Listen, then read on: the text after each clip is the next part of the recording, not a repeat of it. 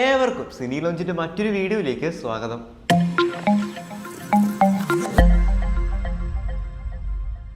Cinema പ്രേമികൾ മാത്രമല്ല, നമ്മളിൽ ഭൂരിഭാഗം ആളുകളും കണ്ട ഒരു സിനിമയാണ് ട്രെയിൻ ടു ബൂസാൻ എന്ന് പറയുന്ന ആ ഒരു കൊറിയൻ ചിത്രം. ഒരുപക്ഷെ ഭൂരിഭാഗം ആളുകളെയും കൊറിയൻ സിനിമയിലേക്ക് അല്ലെങ്കിൽ കൊറിയൻ സിനിമ കാണാൻ നയിച്ചത് ആ ഒരു ചിത്രം തന്നെയായിരിക്കും.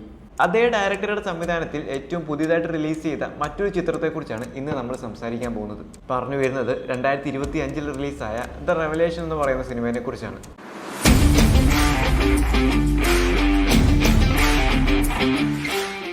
പാസ്റ്റർ സുങ്മിങ് ചാന്റെ ജീവിതത്തിലൂടെയാണ് ചിത്രം കഥ പറഞ്ഞു പോകുന്നത്. അന്ന് പാസ്റ്ററുടെ ജീവിതത്തിലെ ഏറ്റവും ദുരിതപൂർണമായ ഒരു ദിവസത്തിലൂടെയായിരുന്നു കടന്നുപോയിക്കൊണ്ടിരുന്നത്. അതിന് 2-3 കാരണങ്ങളുമുണ്ട്. അതിലൊന്ന്, തൻ്റെ ഭാര്യയുടെ അവിഹിത ബന്ധം പാസ്റ്റർ അന്ന് കണ്ടെത്തി. രണ്ടാമത്, തൻ്റെ നാട്ടിൽ വരുന്ന പുതിയ പള്ളിയുടെ ആ ഒരു മേധാവി സ്ഥാനം അദ്ദേഹത്തിന് നഷ്ടമായി. അതേപോലെ മൂന്നാമത്തേത്, അതേ ദിവസം തൻ്റെ കുട്ടിയെ കാണാനില്ല എന്നും പറഞ്ഞ് ഭാര്യയുടെ കോളും വരുന്നു. എന്താ പറയുക, എല്ലാം കൂടെ ആയപ്പോൾ നമ്മുടെ പാസ്റ്റർ മൊത്തത്തിലൊന്ന് പെട്ടു എന്ന് തന്നെ പറയാം. എന്നാൽ ഈ സംഭവങ്ങളൊക്കെ നടക്കുന്നതിനിടയിലാണ് അന്ന് പള്ളിയിൽ പ്രാർത്ഥനയ്ക്കായി എത്തിയ പെൺകുട്ടിയെ കാണാനില്ല എന്നൊരു ന്യൂസും വരുന്നത്. എന്നാൽ അതോടൊപ്പം ലൈംഗിക അതിക്രമത്തിന് ജയിലിലുണ്ടായിരുന്ന ഒരു വ്യക്തി റിലീസായതിനു ശേഷം അന്ന് പള്ളിയിലും എത്തിയിരുന്നു. അദ്ദേഹത്തെ തന്നെ സഭയിലേക്ക് ചേർക്കാനുള്ള ഫോമൊക്കെ പൂരിപ്പിച്ച് അവിടെ നിന്ന് പറഞ്ഞു വിടുകയും ചെയ്തു. തുടർന്നാണ് ഇങ്ങനെ ഒരു പെൺകുട്ടിയെ കാണാനില്ല എന്നൊരു ന്യൂസും വരുന്നത്. അതോടൊപ്പം ഇതേ പ്രതിയുടെ ആദ്യ ഇര എന്ന് പറയുന്നത് അവിടുത്തെ ഡിറ്റക്റ്റീവായിരുന്ന ലിയോൺ ഹേയുടെ സഹോദരിയുമായിരുന്നു. എന്നാൽ ഈ കാര്യങ്ങളൊക്കെ ഈ പാസ്റ്റർ എങ്ങനെ ഹാൻഡിൽ ചെയ്യും? ഡിറ്റക്റ്റീവ് ലീക്ക് ആ ഒരു പ്രതിയെ അല്ലെങ്കിൽ ആ കാണാതായ കുട്ടിയെ കണ്ടെത്താനാകുമോ, പ്രതിയെ പിടിക്കാനാകുമോ തുടങ്ങിയ കാര്യങ്ങളൊക്കെ ചുരുളഴിക്കുന്നതാണ് സിനിമ പറഞ്ഞു പോകുന്നത്. എന്നാൽ ഇതുകൊണ്ടൊന്നും കഥ നിൽക്കുന്നില്ല. കഥ മറ്റൊരു തരത്തിലേക്ക് നീങ്ങുകയാണ്. ഒരുപക്ഷെ പാസ്റ്ററുടെ വിശ്വാസത്തെ ചോദ്യം ചെയ്യുകയാണ് എന്ന് തന്നെ പറയേണ്ടി വരും. പാസ്റ്ററിലൂടെ നമ്മുടെ ഓരോരുത്തരുടെയും വിശ്വാസത്തെ ചോദ്യം ചെയ്യുകയാണ് എന്നതായിരിക്കും ശരിയായത്. ഒരു ത്രില്ലർ ഇൻവെസ്റ്റിഗേഷൻ തരത്തിൽപ്പെടുത്താവുന്ന ചിത്രം അതിൻ്റെ ജോണറിനോട് 100% നീതി പുലർത്തി തന്നെയാണ് മുന്നോട്ട് പോകുന്നത്.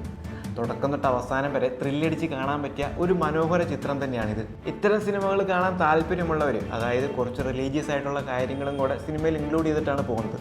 അപ്പോൾ അത്തരം കാര്യങ്ങൾ കാണാൻ താല്പര്യമുള്ളവർ ഈ ഒരു സിനിമ ഒരിക്കലും മിസ്സാക്കരുത്.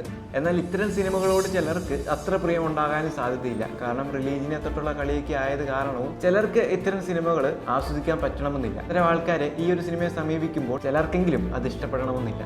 അപ്പോൾ ഇത്തരം സിനിമകൾ അല്ലെങ്കിൽ ഇത്തരം ജോണറിലുള്ള സിനിമകൾ കാണാൻ താല്പര്യമുള്ളവർ ഈ ഒരു സിനിമയെ സമീപിക്കാനായിട്ടും കൂടെ ശ്രമിക്കുക. അല്ലെങ്കിൽ ഒരു പരീക്ഷണാർത്ഥം കണ്ടു നോക്കണമെന്ന് ആഗ്രഹിക്കുന്നവർക്ക് ഈ ഒരു ചിത്രത്തെ സമീപിക്കാം. എന്തു തന്നെയാണെങ്കിലും ചിത്രം പറഞ്ഞു പോകുന്നത് ഒത്തിരിയേറെ കാര്യങ്ങളൊക്കെ തന്നെയാണ്. ഒരുപക്ഷെ ഇന്നത്തെ ഈ ഒരു കാലഘട്ടത്തിൽ ഇത്തരം കഥകൾക്ക് അല്ലെങ്കിൽ ഇത്തരം കണ്ടന്റുകൾക്ക് ഒരു പ്രാധാന്യം തന്നെ ഉണ്ട്. ഒരുപക്ഷെ ചർച്ച ആകപ്പെടേണ്ട കാര്യങ്ങളും ചിത്രത്തിൽ പറഞ്ഞു പോകുന്നുണ്ട്. ഇതേ കാര്യം നമ്മുടെ നാട്ടിൽ ഇറക്കുന്നതെങ്കിൽ ഇപ്പോഴത്തെ അവസ്ഥ വെച്ച് നോക്കുമ്പോൾ ചിലപ്പം ബഹിഷ്കരിക്കാനും പല സീനുകളും കട്ട് ചെയ്യേണ്ടതായിട്ടും വരാം. ഒരുപക്ഷെ നിങ്ങളിൽ പലരും ഇതിനോടകം ഈ ഒരു ചിത്രം കണ്ടു കഴിഞ്ഞവരായിരിക്കാം. കണ്ടു കഴിഞ്ഞവരാണ് നിങ്ങളെങ്കിൽ നിങ്ങളുടെ അഭിപ്രായം ഒന്ന് രേഖപ്പെടുത്തുക. അത് കാണാൻ പോകുന്നവർക്ക് ഒരു ഉപകാരപ്രദമായിരിക്കുമല്ലോ. ചിത്രം നെറ്റ്ഫ്ലിക്സിലും അവൈലബിൾ ആണ്. നിങ്ങളൊരു കൊറിയൻ സിനിമാ പ്രേമിയാണെങ്കിൽ തീർച്ചയായിട്ടും കണ്ടു നോക്കേണ്ട ഒരു ചിത്രം തന്നെയാണ് ഇതെന്ന് ഞാൻ പറയും. ചിത്രത്തിൻ്റെ മേക്കിംഗ് കൊണ്ടാണെങ്കിലും സിനിമാറ്റോഗ്രഫി ആണെങ്കിലും അതോടൊപ്പം മ്യൂസിക് ആണെങ്കിലും എല്ലാം തന്നെ ഒന്നിനൊന്ന് മെച്ചം എന്ന് തന്നെ പറയണം. പ്രത്യേകിച്ച് ട്രെയിൻ ടു ബൂസാൻ പോലുള്ള ഒരു സിനിമ എടുത്ത അദ്ദേഹത്തിൽ നിന്നും ഇത്തരം കാര്യങ്ങൾക്ക് ഒരു വീഴ്ചയെ നമ്മൾ പ്രതീക്ഷിക്കാൻ പാടില്ലല്ലോ. സംവിധായകൻ എന്താണെങ്കിലും ചില കാര്യങ്ങൾ സമൂഹത്തോട് പറയാൻ ഉദ്ദേശിക്കുന്നുണ്ട്. അതൊക്കെ തന്നെ കൺവേ ആകുന്നുണ്ടോ എന്ന് നിങ്ങൾ തന്നെ കണ്ടിട്ട് പറയുക. അപ്പോൾ കുറച്ച് ത്രില്ലറും കുറച്ച് മിസ്റ്ററിയും കുറച്ച് കാര്യങ്ങളൊക്കെ ആയിട്ട് 2 മണിക്കൂർ ഒട്ടും ബോറടിയില്ലാതെ കണ്ടു തീർക്കാൻ പറ്റിയ ഒരു മനോഹര ചിത്രം തന്നെയാണ് ഈ ഒരു കൊറിയൻ ചിത്രവും. അപ്പോൾ ഈ ഒരു സിനിമ കണ്ടവരാണ് നിങ്ങളെങ്കിൽ നിങ്ങളുടെ അഭിപ്രായം കൂടെ പങ്കുവയ്ക്കുക. എന്നാൽ ഈ ഒരു സിനിമ നിങ്ങൾ ഇതുവരെ കണ്ടിട്ടില്ലെങ്കിൽ തീർച്ചയായിട്ടും ഒന്ന് കണ്ടു നോക്കാനായിട്ട് ശ്രമിക്കുക. അപ്പോൾ മറ്റൊരു ചിത്രത്തിൻ്റെ വിശേഷവുമായി മറ്റൊരു വീഡിയോയിൽ വീണ്ടും കാണാം.